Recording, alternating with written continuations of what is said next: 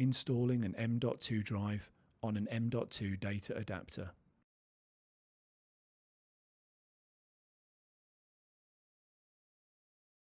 Insert the upper M.2 drive into the slot. Push the M.2 drive downward. Fasten the nut to firmly secure the M.2 drives.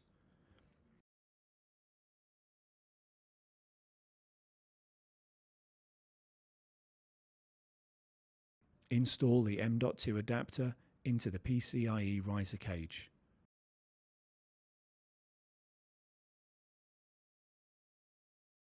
Fasten screw. Install the M.2 adapter into the PCIe riser cage. Fasten screw.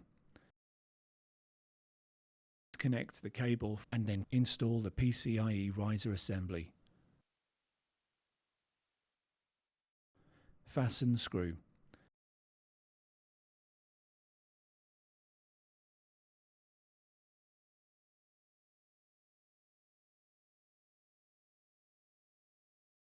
Install the top cover.